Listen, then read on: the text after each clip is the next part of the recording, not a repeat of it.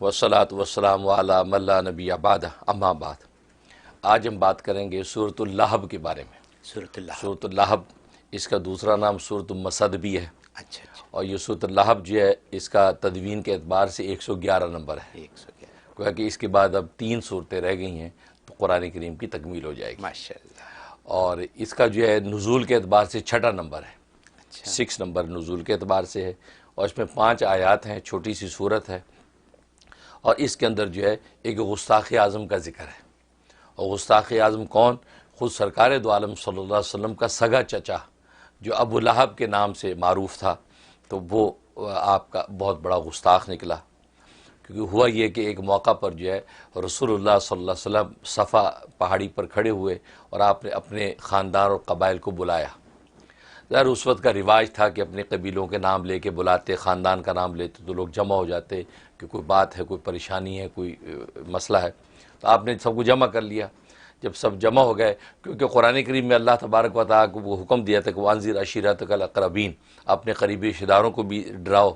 جہنم کے عذاب سے یا اللہ کے عذاب سے، تو آپ نے اس کی تکمیل کے لیے صفا پہاڑی پر کھڑے ہو گئے اعلان کیا، سب قبائل جمع ہو گئے، تو آپ کے یہ چچا جو ہے ابو لہب جو آپ کے سگا چچا یہ بھی آ گئے سب۔ تو اس پر جو آپ نے کہا کہ یہ بتاؤ کہ اگر میں تمہیں یہ خبر دوں کہ اس صفا پہاڑی کے پیچھے سے دشمن کا لشکر حملے کے لیے تیار ہے اور اینی ٹائم تم میں حملہ آور ہو سکتا ہے، تو کیا تم میری بات کی تصدیق کرو گے؟ تو سب نے بیک زبان کہا کہ ہاں آپ صادق الامین ہیں، اور آپ سے ہمیں کوئی ایسا تجربہ نہیں کہ آپ نے کبھی جھوٹ بولا ہو، تو بالکل ہم اس کو یہ یقین کریں گے کہ واقعی کوئی لشکر ہے جو حملہ آور ہونے والا ہے۔ تو آپ کی سچائی کی تصدیق کر دی۔ اس پر آپ نے فرمایا کہ میں تمہیں اللہ کے اس عذاب سے ڈراتا ہوں کہ جو اللہ کا عذاب کسی وقت بھی تم پہ ٹوٹ سکتا ہے، وہ جہنم کا عذاب ہے۔ تم یہ کفر و شرک کو چھوڑ دو، بتوں کی پوجا چھوڑ کر ایک اللہ کے ہو جاؤ، یہ پیغام دیا۔ تو ظاہر ہے کہ جب تصدیق پہلی بات کی ہے تو ابھی بھی تصدیق کریں، کیونکہ زبان وہی ہے۔ جب یہ بات سنی تو آپ کے وہ چچا جو ہے ابو لہب، وہ سامنے کھڑا تھا، اس کا نام عبد العزیٰ تھا۔ عبد العزیٰ، عزیٰ ایک بت کا نام تھا، اس کی نسبت سے اس نے نام رکھا ہوا تھا عبد العزیٰ، کہ عزیٰ کا بندہ۔ وہ یہ بات سنی تو اس پر جو ہے بڑا سیخپا ہوا اور چلا کے بولا کہ تبا لک علی ھذا جمعتنا، کہ تجھ پر ہلاکت پڑے، تباہی ہو، بربادی تیری ہو، تو نے اس لیے ہمیں جمع کیا تھا۔ یہ بات کہی، بس یہ کہنا تھا تو اللہ تبارک و تعالی نے یہ صورت نازل کر دی کہ تبت یدا ابی لہب وتب، کہ تو محمد صلی اللہ علیہ وسلم کو کہتا ہے کہ اس پر ہلاکت پڑے، بلکہ ابو لہب ہلاک ہو اور اس کے دونوں ہاتھ ٹوٹیں۔ تبت یدا ابی لہب، کہ اس کے دونوں ہاتھ ٹوٹ جائیں، تباہ ہو جائے، اور وہ جو ہے ہلاک ہو۔ یہ قرآن کریم کی آیات اتر آئیں، اور ہاتھوں کو اس لیے شامل فرمایا کیونکہ اس نے یہ بات کہہ کہ زمین سے پتھر اور کنکری اٹھا کے نفرت سے آپ کی طرف پھینکی اور تھوک آپ کی طرف نفرت سے، تو یہ گویا کہ ایک طرح کا جو ہے ہوا کرتا تھا اظہار نفرت۔ تو اس پر اللہ تبارک ان ہاتھوں کو بھی ذکر کیا جن ہاتھوں سے تو نے کنکریاں اٹھا کے پھینکی محمد صلی اللہ علیہ وسلم کے چہرے انور کی طرف، تو وہ ہاتھ بھی ٹوٹیں اور تو خود پورا کا پورا تباہ برباد ہو جائے۔ تو اس پر اللہ تبارک و تعالی یہ صورت نازل فرمائی۔ تو یہ وہ گستاخ اعظم کی جو سگا چچا ہے کہ جس نے یہ حالت کی۔ اور پھر یہ کہ ابو لہب کی جو بیوی ام جمیل، تو ام جمیل خود یہ لکڑیاں، کانٹے، یہ کچرا جنگل سے اٹھا کے لاتی تھی اور حضور صلی اللہ علیہ وسلم کا راستے میں بچھا دیتی تھی، تو آپ تاکہ چلے، آپ کو کانٹے چبھیں، لکڑی چبھے، راستہ صاف نہ ملے، چلنے میں تکلیف ہو۔ تو یہ اس کو بھی قرآن نے ذکر کیا، وامرأتہ، کہہ کہ اس کی بیوی کا ذکر کیا کہ وہ لکڑیاں بچھاتی تھیں۔ اور عجیب بات یہ ہے کہ عبداللہ بن عباس رضی اللہ تعالیٰ فرماتے ہیں کہ وہ جو کانٹے بچھاتی تھی حضور صلی اللہ علیہ وسلم انہی کانٹوں پہ سے گزرتے تھے، لیکن وہ کانٹے آپ کے قدموں کے لیے پھول کی طرح نرم ہو جاتے، بالکل ایسے مخمل سے گزر رہے ہیں، آپ کو کوئی ایذا تکلیف نہیں ہوتی تھی، لیکن اس نے یہ حرکت لیکن کی، اور اس کو بھی اللہ تبارک و تعالیٰ نے وبال میں پکڑا کہ ایک مرتبہ وہ گٹھڑ اسی طرح لے کے آ رہی تھی لکڑیوں کا، اور تو ایک جگہ اس نے سوچا کہ میں آرام کرنے کے لیٹتی ہوں، تو اپنا گٹھڑ اتار رہی تھی، تو اللہ تبارک و تعالیٰ کو فرشتہ مسلط کیا، تو فرشتے نے وہ جو اس کی رسی جو تھی وہ گلے میں تھی اس کو کھینچ دیا، اسے پیچھے سے جیسے کھینچا تو اس کا وہیں دم نکل گیا، تو یوں وہ ہلاک ہوئی۔ ادھر جو ابو لہب کے اوپر یہ ڈالی کہ اس کو اندر چیچک کا مرض اس کے اندر بھڑک گیا، گلٹی ایک ایسی نکل آئی کہ پورا جسم ایسا متعفن ہو گیا، ابل گیا پورا جسم، اور اتنا تعفن تھا کہ گھر والے قریب نہیں آتے تھے، یہاں تک کہ ان کی رسی باندھ کے اس کو روڑی پہ ڈال دیا، وہیں دور سے جو کھانے دے دیتے تھے یہاں تک کہ جب وہ ہلاک ہو گیا وہاں پہ تو پھر وہ حبشی غلاموں کو کرائے پہ لے کر کہا کہ یار اس کو کسی گڑھے میں دفن کر دو، کیونکہ اس کی تعفن و بدبو سے کوئی قریب نہیں جاتا تھا۔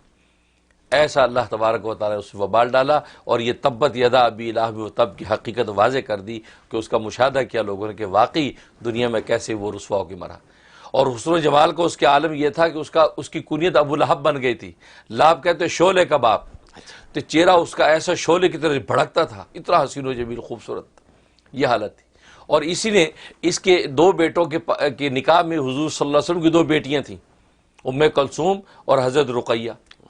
یہ دونوں اس کے بیٹوں کے، عتبہ اور عتیبہ دو بیٹے تھے، ان کے نکاح میں تھیں، تو بیٹوں کو بلا کے کہہ دیا کہ محمد کی بیٹیوں کو طلاق دے دو۔ اچھا، لہٰذا جو ہے عتبہ نے بھی طلاق دے دی اور عتیبہ نے، اچھا عتیبہ جو تھا اس نے بدبختی یہ کی، یہ چھوٹا تھا، اس نے یہ کیا کہ حضور صلی اللہ علیہ وسلم سے گستاخی و بے ادبی بھی کی، اچھا، اور آپ کے سامنے جا کے بے ادبی کی، گستاخی کی، کہا میں تمہاری تصدیق نہیں کرتا، تمہاری یہ باتیں سب غلط ہیں، جھوٹ ہے، اور آپ کی طرف تھوکا، لیکن حضور اللہ صلی اللہ علیہ وسلم تک تھوک نہیں پہنچا، وہ واپس تھوک لوٹ آیا، یعنی بے ادبی گستاخی کی اور بڑی آپ کے بارے میں الٹی سیدھے باتیں کرتا۔ تو ایک مرتبہ حضور صلی اللہ علیہ وسلم کو اس کی باتوں سے بڑی ایذا ہوئی، تو آپ نے دعا کی اللہم سلط علیہ ایک کلب من کلابک، اے اللہ اپنے کتوں میں سے کتا اس پہ مسلط کر دے، یہ بد دعا دی۔ جب یہ بد دعا جو ہے ابو طالب آپ کے جو دوسرے چچا ہیں انہوں نے سنی، انہوں نے کہا کہ محمد تم نے اتنی سخت بد دعا دی تھی، اس کا تجھے کیا فائدہ ہے، کیونکہ ان کو یقین تھا کہ یہ بد دعا لگ جانی ہے۔ ادھر ابو لہب کو بھی یقین تھا کہ یار یہ بد دعا دے دی محمد صلی اللہ علیہ وسلم نے، یہ لگے گی، تو اس بیٹے کی حفاظت کے لیے 50 سوار ساتھ چلتے تھے۔ اچھا، ہاں، اور ملک شام کے سفر میں گئے تو وہاں لوگوں سے کہا یار میری مدد کرو، مجھے لگتا ہے کہ محمد کی وہ بد دعا نہ لگ جائے، تو لہٰذا انہوں نے کیا کیا، 50-60 اونٹ وہ اس کے ارد گرد کھڑے کر دیے، اور بیچ میں جو ہے وہ لشکر لٹا دیا، اور درمیان میں اس کو لٹایا، سفر میں ایک جگہ رات پڑی تب۔ تو اللہ تبارک و تعالیٰ نے اس بد دعا کو کیسے پورا کیا کہ ایک شیر مسلط کیا، اور سب جانور سب لوگ سو گئے، شیر بڑی خاموشی سے دبے پاؤں آیا، سب کو کراس کرتا ہوا، سونگتا ہوا، یہاں تک کہ عین جب اس کو جو اسے سونگا سمجھ گیا کہ یہی میرا شکار ہے، اور اسی وقت چند لمحوں میں چیر پھاڑ کے ٹکڑے کر دی۔ ابھی لوگوں کو پتہ ہی چلا، آنکھ ہی کھلی ہے، پتہ چلا ٹکڑے ٹکڑے ہوا پڑا ہے اور شیر غائب۔ تو وہ جو بد دعا کی تھی، اس طرح عتیبہ کو اللہ تبارک و تعالی ہلاک کیا۔ تو یہ وہ ابو لہب ہے کہ جو گستاخ اعظم جس کا ذکر اس صورت کے اندر ہے، اور دشمنوں کے حوالے سے بڑی اسٹرانگ یہ صورت ہے۔ جہاں تک اس صورت کے فضائل و فوائد کا تعلق ہے تو ایک اس کا سب سے بڑے فائدے اس کے سب دشمن کے حوالے سے ہیں، ظاہر ہے کہ اتنے بڑے دشمن اعظم کے حوالے سے ہی ہے، تو لہذا اگر کسی کا کوئی ایسا دشمن جو اس کے خون کا پیاسا ہے اور کسی لمحے ایذا دینے سے باز نہیں آتا، تو وہ شخص روزانہ 41 مرتبہ اس صورت کو پڑھے،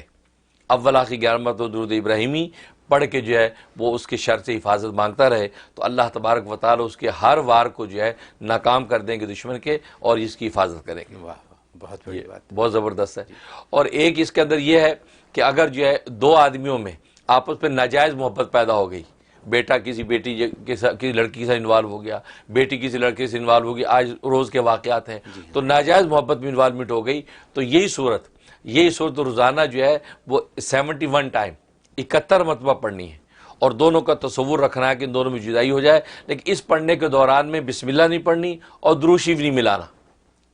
اور کوئی کڑوی چیز منہ میں رکھنی ہے، مثلا کوئی کالی مرچیں، 2 کالی مرچیں منہ لے کے چبا لیں، ذائقہ منہ کا کڑوا ہو جائے، تو اس کو غصے کے ساتھ پڑھنی ہے، یہ تصور کر کے ان دونوں میں ناجائز محبت ان کی ختم ہو جائے اور یہ راہ راست پہ آ جائیں، اس تصور کے ساتھ 71 ٹائم روزانہ رات کے کسی بھی حصے کے اندر پڑھ سکتے ہیں، مغرب بعد سے لے کے طلوع فجر تک درمیان میں کسی ٹائم بھی عمل کریں اور کر کے دعا کر لیں، تو انشاءاللہ یہ 71 دن کی نیت سے شروع کریں، اللہ تبارک و تعالی غیب سے مدد کریں گے کہ ناجائز محبت ختم ہو جائے گی۔ صرف ناجائز محبت، جسے ناجائز محبت، لیکن مطلب ایسا نہیں کہ جو اچھا چل رہے ہوں، نہیں جائز نہیں، جائز محبت کی تو کرنا جائز بھی نہیں ہے، تو ناجائز محبت ختم کرنے کے لیے تو یہ، اور ایک اس کا فائدہ یہ ہے کہ بعض دفعہ انسان جو ہے وہ آج کل دفتروں میں ہوتا ہے کہ یار آپ کا ٹرانسفر ہونے والا ہے فلاں جگہ، اور یہ چاہتا نہیں یار میری نیو یارک میں جاب رہنی چاہیے، یہ بڑا مسئلہ ہو جائے گا ورنہ سارا اکھاڑ پھکاڑ وغیرہ، اس کے لیے بہت اس میں تاثیر ہے کہ 19 مرتبہ مغرب کے بعد بغیر بسم اللہ بغیر درود شریف کے پڑھنی ہے 19 مرتبہ، اور اس میں یہ دعا کے لیے تصور رکھنا ہے کہ میرا ٹرانسفر جو ہے فلاں شہر میں نہ ہو یا فلاں جگہ پہ نہ ہو، اس تصور کے ساتھ جو ہے یہ اس کو پڑھ کے دعا کریں تو اللہ تبارک و تعالی جو بھی حکم نامہ آیا ہوتا ہے اس کو رفع دفع کر کے اسی شہر میں آباد رکھتے ہیں. سبحان اللہ. اور بس اوقات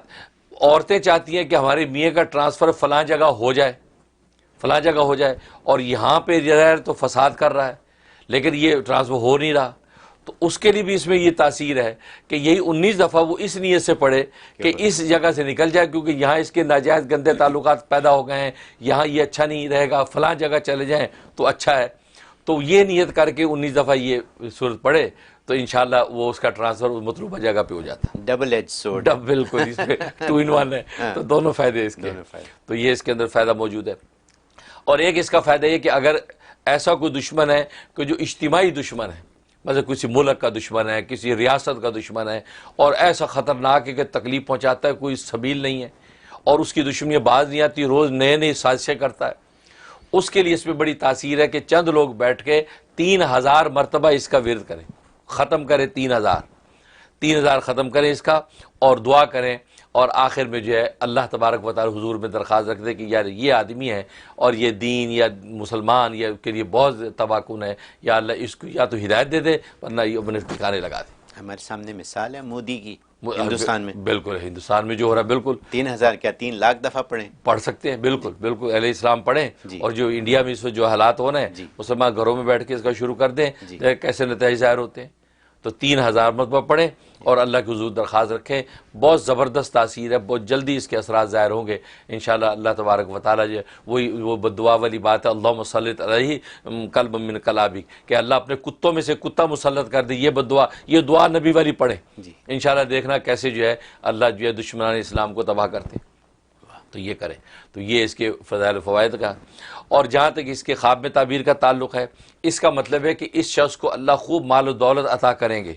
لیکن مال و دولت یہ اللہ کے رضا میں خرچ نہیں کرے گا بلکہ اللہ کے راستے سے روکنے کے لیے خرچ کرے گا. اچھا، غلط راستے پہ مال کو خرچ کرے گا. اور اگر غریب مفلس ہے، مالدار نہیں ہے، پھر یہ دیکھ رہا ہے، اس کا مطلب یہ چغل خوری کے ذریعے سے لوگوں کو نقصان پہنچائے گا. چغل خوری کا مرض اس کو لاحق ہوگا اور چغلی کے ذریعے سے لوگوں کو لڑوائے گا. یہ اور ایک اس کا مطلب یہ ہے کہ یہ جو ہے اگر دیندار ہے، نیک نمازی ہے اور یہ صورت دیکھتا ہے تو اللہ تبارک و تعالی اپنے راستے میں خرچ کرنے کی اس کو توفیق دیں گے. یہ راہ للہ کے اندر جو ہے مال خرچ کرے گا اور نیک راستے پر لوگوں کو لانے کی دعوت دے گا.